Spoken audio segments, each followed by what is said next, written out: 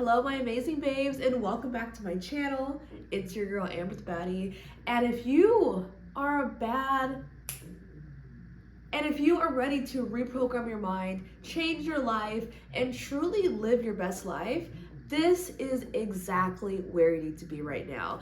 This is a channel, this is a community that is here to support you in really being the best version of yourself. I just really wanted to make this video to share my story. I feel like I share little bits and pieces of my story on social media, but I have never really shared it to completion. And I feel like it's so important to be honest and authentic and really showcase where you come from, where it all began, because it's so easy to idealize people or to be like, wow, they lived this amazing life, but you don't know where they came from. You don't know where they started at. And as you will see in this video, my story has been a wild one, to say the least, full of ups and downs and deaths and rebirths. And I am ready and I am excited about really sharing that with you and hopefully inspiring you as well. So, where do we even start? Let's start all the way at the beginning. So, the start of my life really began really rough. My mom actually died while giving birth to me. And that obviously has really impacted my life. She was only 23 years old, and I was her first daughter. Her and my dad were obviously so excited to be having their first baby, and the delivery wasn't going well. For some context, my family are, for the most part, Jehovah's Witnesses, and as a Jehovah's Witness, you don't take blood. It's kind of like just one of those things where you don't do it. And because of the complications and her not taking blood, she ended up dying while giving birth to me at only 23 years old.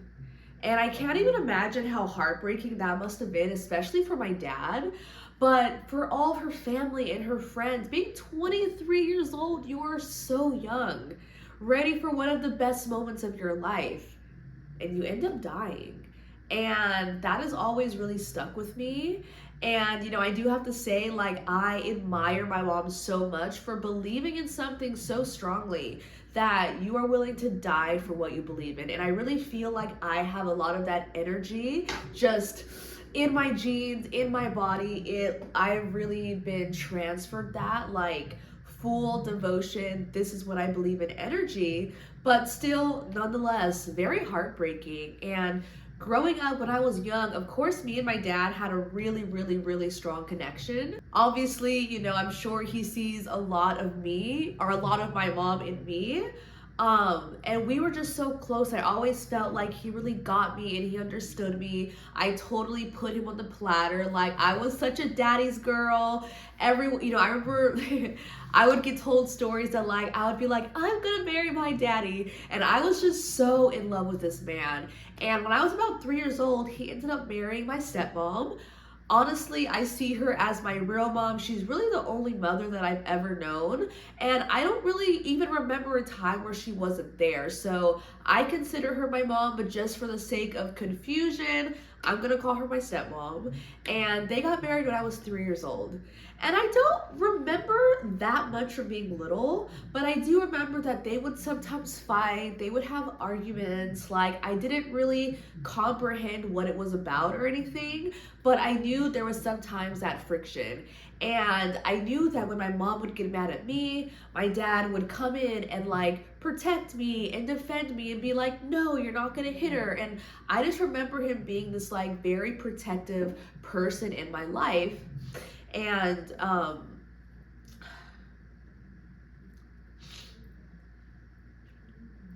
when I was 10 years old, he unexpectedly passed away.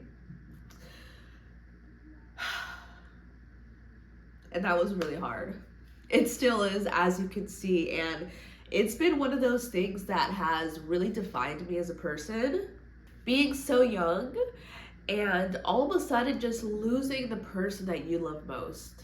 Like, wow, that was just heartbreaking. I was so depressed. I felt like the only person who really got me and understood me and knew me was gone one day out of freaking nowhere.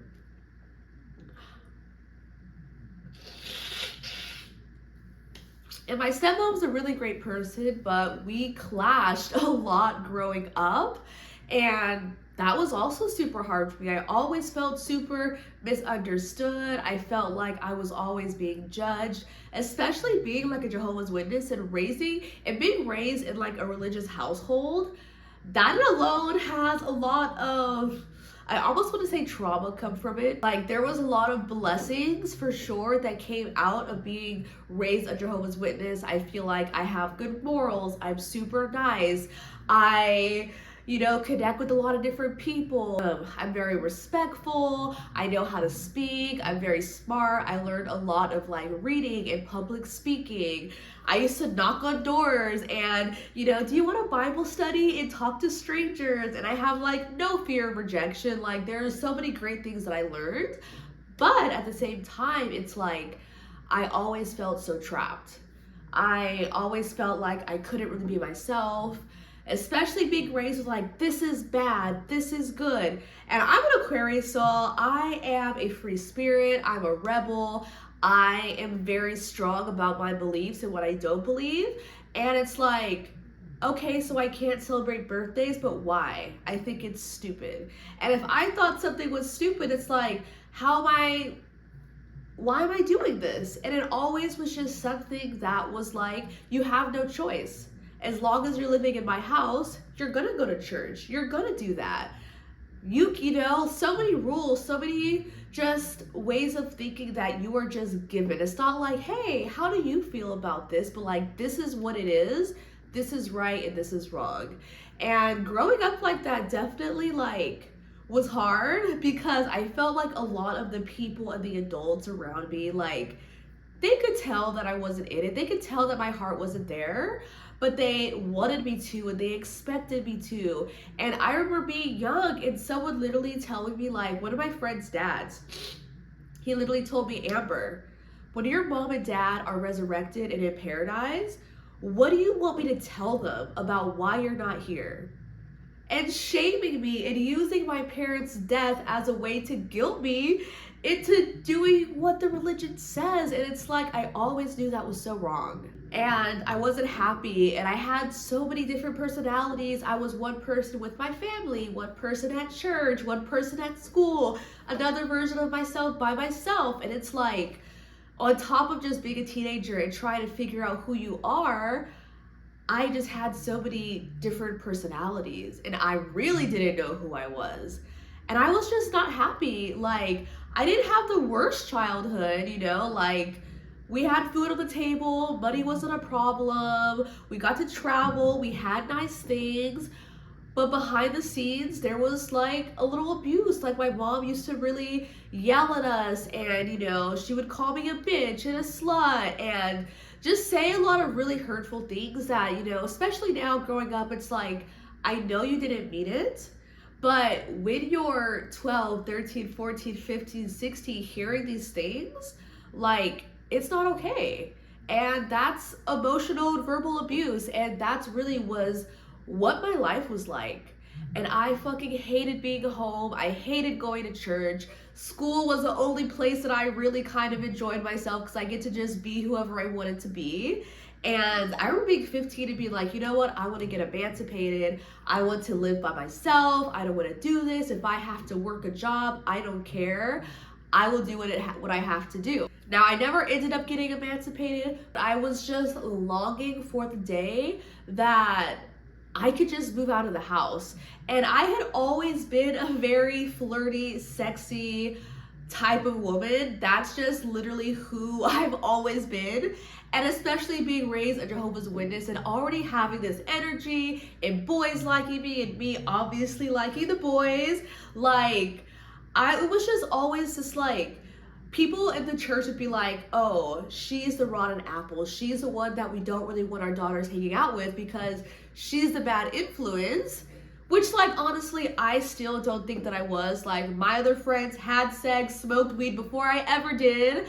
But it's like, I just had the energy, and I always felt so judged. Everyone was always judging me. Some woman once told me, she pulled me aside and she was like, your skirt is too tight. Like, what are you wearing? Are you trying to seduce my husband? Wouldn't let me hang out with her daughter anymore. Like, just all of these things around, especially my sensuality, that I've just always kind of had. It's always been there. And that just made it even harder growing up. So when I graduated high school, I was like, look, I really don't care about college, but if that means I can move out and be on my own, sign me up. I'm gonna go to school. I did. I moved into the dorms.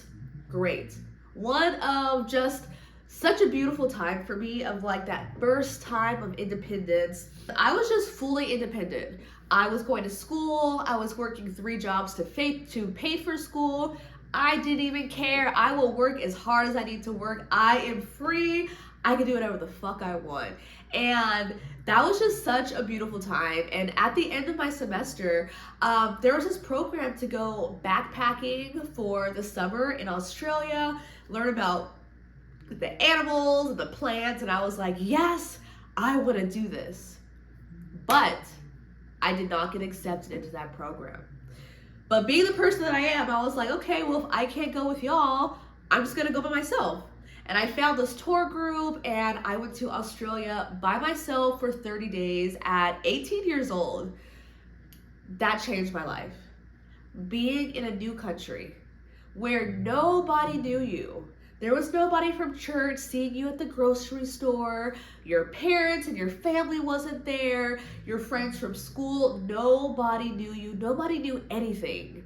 And that just like was one of the first times that I truly leaned into my authenticity, and where people really like saw how amazing I was. Like, I always knew that I was amazing, but I felt like nobody else saw that, or people just thought that I was this bad person or this slut or this easy girl or whatever.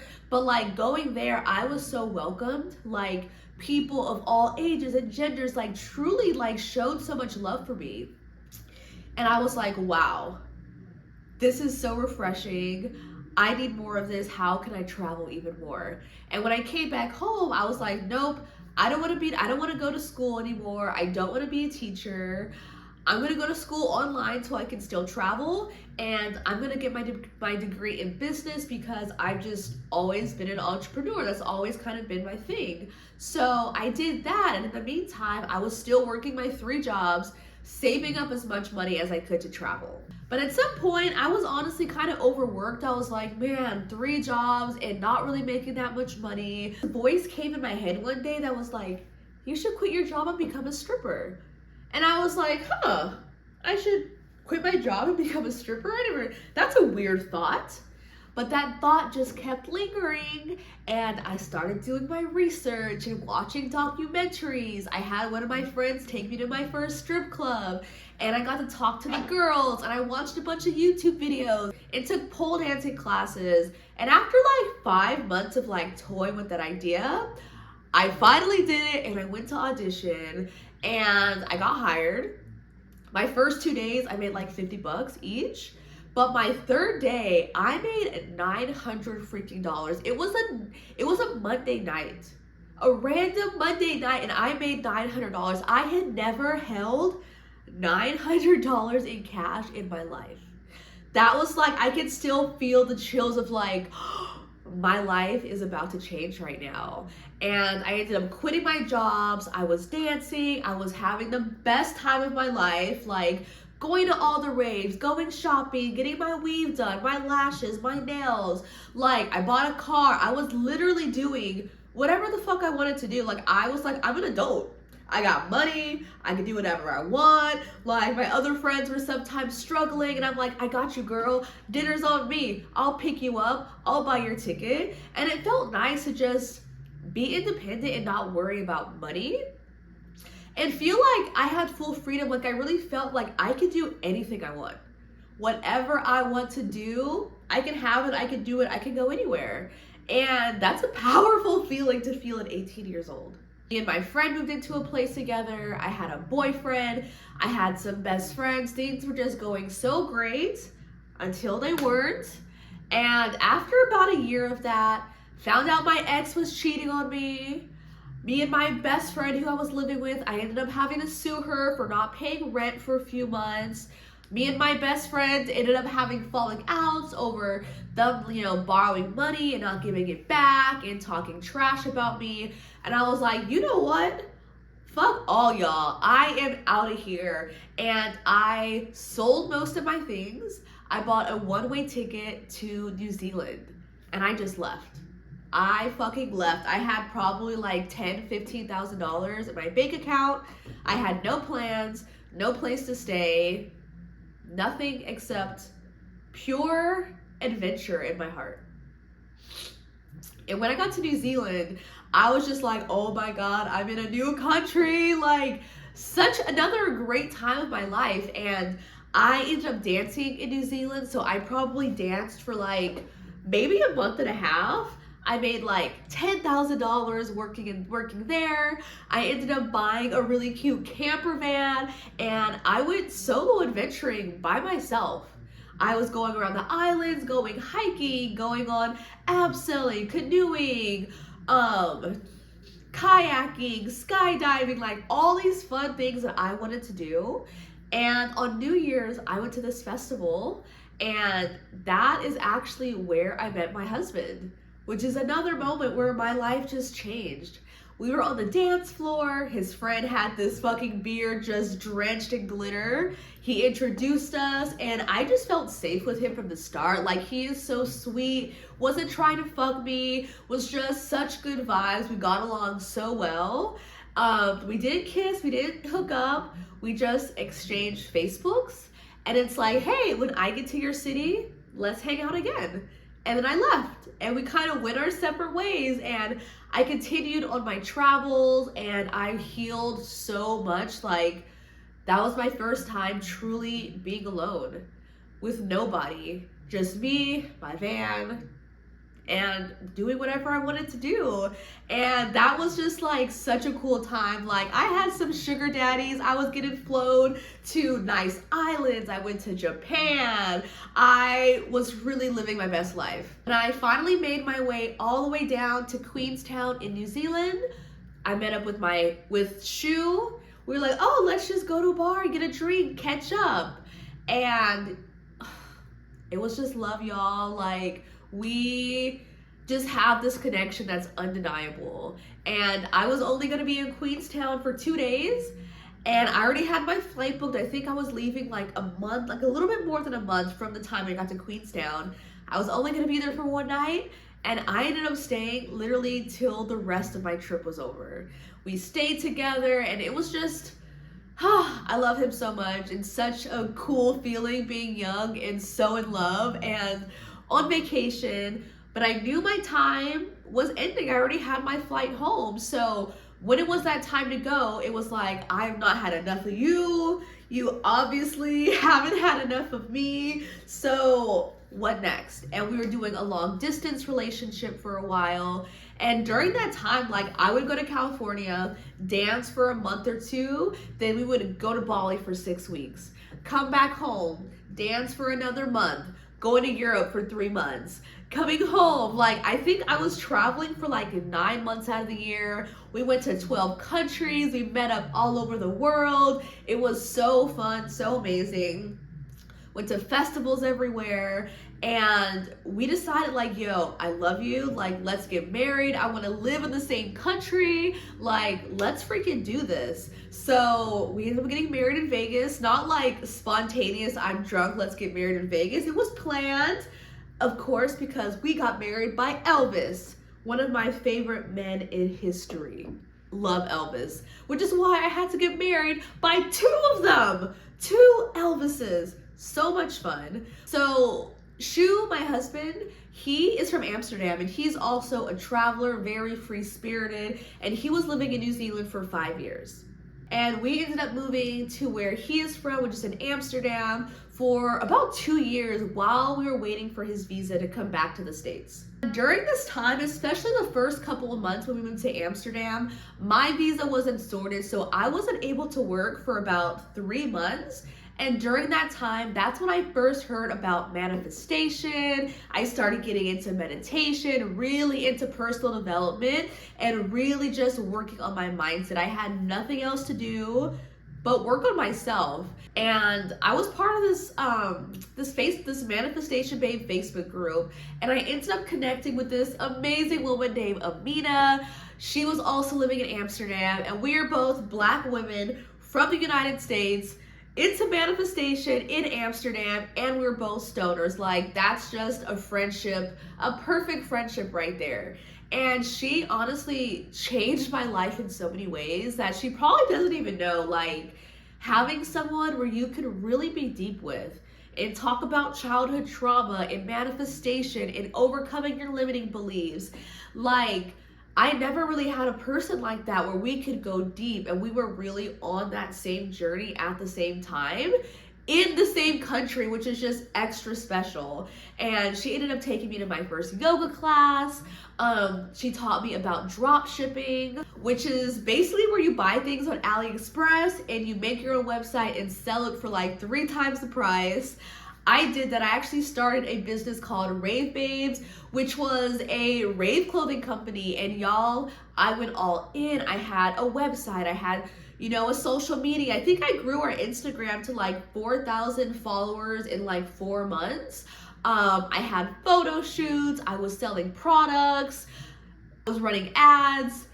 But like, full honesty, y'all, I was not confident in myself as an entrepreneur at all. I was feeling all the imposter syndrome. I believed in myself, but I didn't really believe in my knowledge. I was like, I don't know anything about ads or marketing or running a business, so I need to hire someone. And I was hiring people and trying to get help because I didn't feel good enough. In the end, I think I made like $28,000 in sales, but maybe like $2,000 in profit. And during this time, I actually really got deep into my yoga practice. I fell in love with it, and I was like, yo, I should be a yoga teacher. Like, I could see me doing what they're doing. I could do that and probably a little bit better. Like, I want to become a yoga teacher. So I became certified. I became a certified yoga teacher in Barcelona. But literally 1 week after I got my certification, COVID happened. Yep, COVID happened. And you know what happened? All of the gyms and yoga studios closed down. No festivals were happening. Shipping was taking forever. Like, things were just not getting shipped. And it kind of just killed what I was doing. So I stopped Rave Babes. And I was like, you know what? I'm really vibing with this yoga thing. Like, I'm gonna start an online yoga company. We're gonna, things on Zoom started popping off, and I jumped very quickly on that bandwagon. And I switched gears, and I was like, cool, okay, now I'm gonna have an online yoga company. I was really inspired by like Aloe Moves, and I ended up hiring like 14 yoga teachers. We had like 8 classes a day. I had a beautiful website. The marketing was nice. But there were absolutely no freaking people. No people. I put hours of work. No people. Nothing. Like, that was so heartbreaking. It was so just devastating because I had a whole team of people and I was like, this is failing. It's not working. I think I tried that for like 6 or 7 months. And nothing was really happening. And I just felt like a total failure. Same thing, I was hiring people because I didn't feel good enough, but the help wasn't helping. And I just like, okay, this is not working. What do I do? I realized that having this whole big team was just not working for me. It was adding too much stress. And whatever money we did make, it went to everybody else. And I wasn't getting compensated for my work at all. So I was like, all right, everyone's fired. I'm switching gears, and I started doing corporate yoga. Got a couple of clients, but y'all, you should have seen me in my professional outfit. I had a LinkedIn. Like, it was just not me. It really was not me at all. Like, at all. So once again, I hired a coach. This was my first time actually hiring a coach, and like, not like I'm gonna do your marketing for you. So it was my first time hiring a coach. Her name was Kelly, amazing woman. And she was the first person to actually ever be like, Amber, have you ever thought about coaching? Like, you have what it takes. Like, you would be amazing. And I never thought that was a possibility. I never even, like, that thought never crossed my mind. But when she said that, I was like, huh, I've been through a lot. I've grown a lot. Like, I might not be, like, this huge fucking person, but, like, I can show someone who's one step behind me something valuable. And I started, like, just learning more about coaching and kind of like getting into that realm. Now, by this time, me and my husband have moved back to California. I was dancing again. I was, thinking about this whole coaching business. At this point, I kind of started to like gain some confidence in myself. Like, yes, I can be a coach, but I still didn't feel confident in social media and marketing and like, how do I make a program? What do I do? And I found this woman, Rebecca, the content queen, and she was having a mastermind, a 6-month, very small container mastermind with just a couple other people, $12,000. $12,000 freaking dollars. And I don't know why something inside me was like, you need to do this. My husband thought I was crazy. He still kind of does, because I kind of am. But I did, I was like, fuck it, this is what I need to do. I invested in that program. I was like, look, I'm a stripper. I'm not going to be a stripper forever. I'm going to invest in myself while I can. I don't got kids. I don't got a mortgage. Like, I'm going to invest in this. And I did. And I remember on our first coaching call, I was like, I just want to be a bad bitch, inspire others, and like get paid doing it. And she was like, duh, like, you're a bad bitch. Like, that is your vibe. And it's so funny because she called me out so hard. Like, if you would have seen my website, hi, my name is Amber Fortier and I am passionate about coaching. I would love to help you. And she was like, look, girl, when I see your website and I meet you, it's not the same person. You are so fun and vibrant. My titties about to pop out this whole time and nobody told me. Anyway, she's like, you're so vibrant and sexy. Like, this is not showcased in your website or on your social media. Like, you need to be yourself. You need to fully and completely commit to being your most authentic self. And if you don't, your business will never grow. And I was like, fuck, you are so right. I am not being myself. Like, okay, who is this version? Who is Amber the baddie? And that was kind of like the alter ego that I made for myself at this time. And she really encouraged me to launch my first ever group coaching program, which I named the Bad Bitch Academy. And y'all, still imposter syndrome, felt like a failure, didn't think I could do it, but I did have the support every week of having those calls with them. And I launched, I think I had like 12 people sign up. I made like $3,000, which was like so much. I'm like, I did it. Like, people learned so much. I was fully in my best like coach essence. And I was like, this is my path. This is what I want to do. Like, we were twerking on our coaching calls, doing affirmations, like such a vibe, so much fun, and totally 100% myself. And from that point, I was like, you know what? I'm changing the name of my business. It used to be Embody Me. And I was like, nope, the Bad Bitch Academy. Like, I'm here to teach women how to be bad bitches. And I was like, just this whole like of energy shifted. As I'm sure you can feel from this video as well, it's like, I'm here to turn women into bad bitches. And that's when I decided, I was like, you know what? People ask me questions about stripping so much. I should make a coaching program and I should talk about it on my YouTube. And my program was the first thing that I had ever created that was fully 100% me with no outside involvement. There weren't YouTube videos that I was studying, taking notes from. I wasn't like learning from other people. I was taking only my knowledge, my experience, my wisdom, no one else. And it felt so good creating this. I was like, oh my God, I have so much knowledge, so much wisdom. I can really help these girls. I can help people change their lives. Like, it was such a beautiful experience for me to create this program and really show up for all of you guys. It gave me the confidence that I didn't even know that I really had. And after launching that and things going with my YouTube channel, me and my husband decided, like, you know what, we've always wanted to move to Hawaii. Let's do it now. And in February of 2023, we moved to Hawaii. We live on Oahu in Waikiki, right in the middle of town. And right when we moved here, literally, we moved to our apartment and there was a food truck for sale, literally in front of our apartment. And I just had this feeling like there's something here. I don't know why, but I feel something. And we ended up buying this food truck. And it's been a lot of work, for damn sure, but it is going so well. Like, we literally moved here and we have a pretty successful business. As you can see, we made like over $180,000 in 8 months of having our first ever business here in Hawaii. Like, I'm still mind blown. Like, it's still so crazy for me. And that's literally where I am now.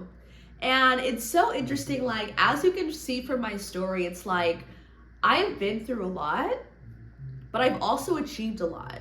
I've also not let my circumstances really like, I've never been the victim. It's like, yes, shitty things happen, but I'm gonna live my best life. And I've always had that attitude. And I always and I feel like, especially because of both my parents dying at such a young age, like, my mom was 23, my dad was 37. And it's like, I have that constant, everyday, heartbreaking, just truth that, like, life is short.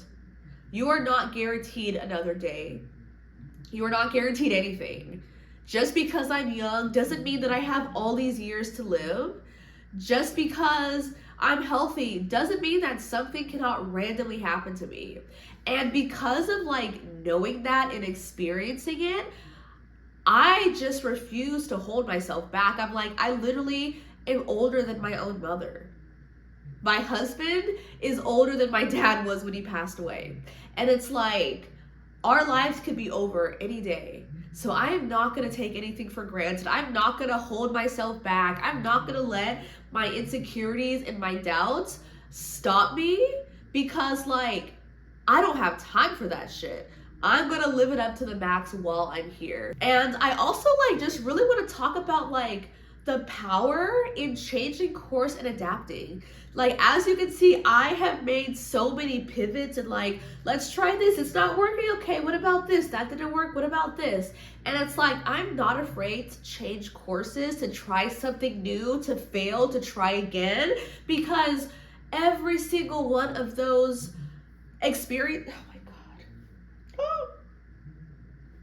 Well, this is how my shirt wants to be worn now. I really hope my nipple wasn't out for, like, all of that. I'm gonna be upset if it was. Anyway, there's nothing wrong with failing. There's nothing wrong with trying something new and changing your mind and pivoting as much as you need to. Like, but don't stop yourself. Don't be sitting on an idea for 5 years. Don't be holding onto a dream for the rest of your life. Oh, I want to be a dancer, but I'm scared. I'm not in shape. What if I'm not good enough? What if I can't? Maybe in a year, maybe when the baby's older, la la la la la. You don't have time for this. Like, stop holding yourself back. Do what you want to do. Things will work out for you however way it will. But just trust, follow those nudges, and work on yourself. Because if you can really work on your mindset and just have that belief that, like, I believe in me. Doesn't matter how many times I fail, I believe in me. And you have to have that energy, because if you want to do something great with yourself, you have to be the one that believes in you. Nobody's going to believe in you first. People are going to see your vision and think you're crazy and think that, you know, what is she doing? Why is she fucking, you know, people are going to judge you. They're going to make stories about you. They're going to potentially even try to bring you down. but you have to believe in yourself and in your vision and go so hard for yourself that nothing else even matters. Can you do that? Can you do that for me? And if you want to be a baddie, that's exactly what you have to do. So, I'm sorry. I feel like this video was like longer than I was trying to make it, but I got a whole life story to tell. But I love you. Please comment below anything that resonated with you. Send me some love. I just like, I don't know, like you guys, I don't know you all, but I feel you. I want you to feel me. I want you to know me. Like, we are family. That's really how I view you guys. And like, let's support each other and love each other. I support you fully. Feel free to say hi in my DMs on Instagram. I always reply to everybody. I love y'all. If you are not already subscribed, hit that subscribe button. Thank you for listening to my story. And I love you so much. I'll see you in the next video.